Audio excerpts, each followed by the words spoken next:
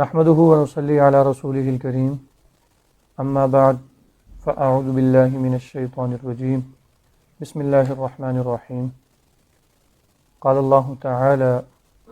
وإذا ضربتم في الأرض فليس عليكم جناح أن تقصروا من الصلاة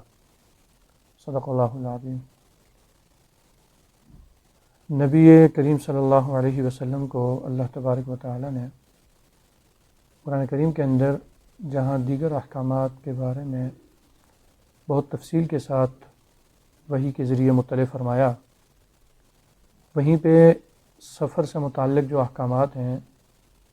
چاہے وہ روزے کی شکل میں ہیں چاہے نماز کی شکل میں ہیں، ان کی بھی تفصیلات قرآن کریم کے اندر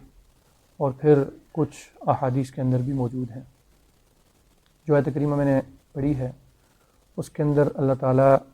سفر کے دوران قصر نماز پڑھنے سے متعلق احکامات ارشاد فرماتے ہیں کہ جب تم لوگ سفر پہ نکلو تو اس بات میں کوئی حرج نہیں کہ تم لوگ سفر کی نماز کو قصر کے طور پر ادا کرو۔ سفر کی نماز، سفر کے احکامات اور سفر میں پڑھی جانے والی نماز کا طریقہ کار یہ سیکھنے سے تعلق رکھتا ہے۔ عام طور پر لوگ اس کے متعلق پوچھتے بھی رہتے ہیں، تو بنیادی طور پر اس کے اندر کئی باتیں ہیں جو سمجھنے سے تعلق رکھتی ہیں۔ سفر کون سا ہوگا، کتنی ڈسٹنس کا ہوگا، تو تب جا کر سفر کے احکامات لاگو ہوں گے۔ سب سے پہلے اس بات کو سمجھنا ضروری ہے۔ کوئی بھی مسلمان شخص اگر اپنے علاقے سے یا کسی بھی جگہ سے 77.5 کلومیٹر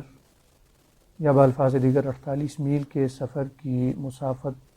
یا اس سے زائد کی مسافت کے لیے نکلے اپنے گھر سے، تو اس شخص کو شرعی طور پر مسافر کہا جاتا ہے۔ اور جب یہ اپنے گھر سے نکلے گا، اپنا علاقہ کراس کرے گا، تو سفر کے احکامات اس پر لاگو ہو جائیں گے۔ اس میں بھی دو چیزوں کی پہچان ضروری ہے کہ سفر کے احکامات لاگو ہونا اور سفر کی مسافت کا شمار کرنا، یہ دو الگ الگ چیزیں ہیں۔ تو سفر کے جو احکامات ہیں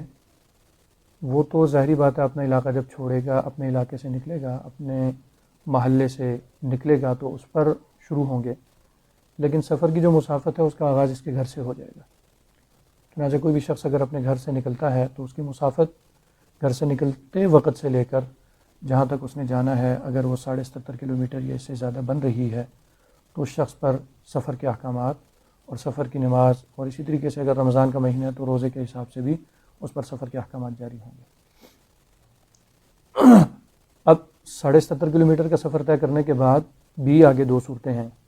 کہ اگر اس شخص کا جہاں پہ جانا ہوا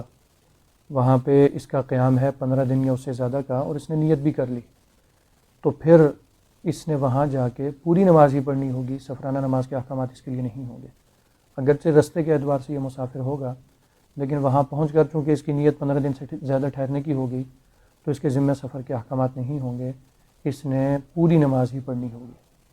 اور اگر اس کی نیت وہاں پہ 15 دن یا اس سے زیادہ کے قیام کی نہیں ہے، بلکہ ایک آدھ دن، 2 دن، 3 دن یا 15 دن سے کم کی ہے،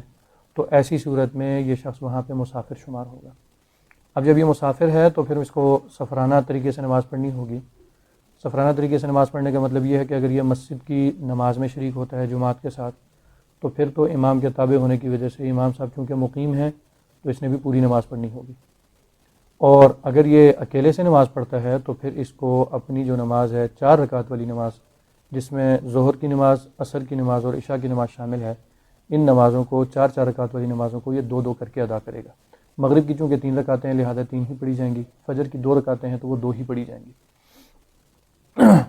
اور عشاء کی نماز جب پڑھے گا تو اس کے ساتھ اس نے وتر بھی ادا کرنے ہیں۔ اب رہا یہ سوال کہ کیا سنتیں جو ہیں یا نوافل ہیں وہ پڑھے جائیں گے یا نہیں پڑھے جائیں گے، تو اس میں اس بات کا خیال رہے کہ اگر کسی جگہ ٹھہرنا ہو، کہیں انتظار نہ ہو، کچھ وقت کے لیے رکا ہو انسان، تو پھر تو وہ وہاں پہ سنتیں بھی پڑھے۔ ظاہری بات ہے سنت چھوڑنے کی چیز نہیں ہے، عمل کرنے کی چیز ہے اور ثواب کی چیز ہے، لہذا اس کو بھی پڑھے۔ اور اگر جیسے سفر میں چل رہے ہیں اور کچھ دیر کے لیے 5-7 منٹ کے لیے ان کا رکنا ہوا، تو ایسی صورت میں صرف اور صرف فرض نماز پڑھے گا، اور لمبی نماز یا دیگر سنتیں وغیرہ دیگر مسافروں کو اگر اس کی وجہ سے تکلیف ہو رہی ہے تو پھر یہ دیگر سنتوں کی ادائیگی کو مؤخر کر دے یا چھوڑ دے، اس صورت میں یہ گناہ گار نہیں ہوگا۔ تو یہ ضروری ہے کہ اگر جماعت کے ساتھ مسافر نماز پڑھے تو اس نے پوری نماز پڑھنی ہوگی اگر امام مقیم ہو، اور اگر یہ اکیلے میں نماز پڑھتا ہے تو ایسی صورت میں اس نے اپنی نماز جو ہے وہ 3 نمازیں، ظہر کی نماز، عصر کی نماز اور عشاء کی نماز، یہ آدھی آدھی پڑھنی ہوں گی، اور وطر جو ہیں یہ اس کو مکمل طور پر پڑھنے ہوں گے۔ سنتوں کے حوالے سے تفصیل بتلا دی کہ اگر قیام ہے اور کوئی جلدی وغیرہ کا معاملہ نہیں ہے تو اس صورت میں سنتیں بھی ادا کرے، زیادہ باعث ثواب ہے یہ اس کے لیے، اور اگر نہیں بھی ادا کرتا تو اس صورت میں اس کو گناہ نہیں ہوگا۔ ایک مسئلہ یہ ہو گیا۔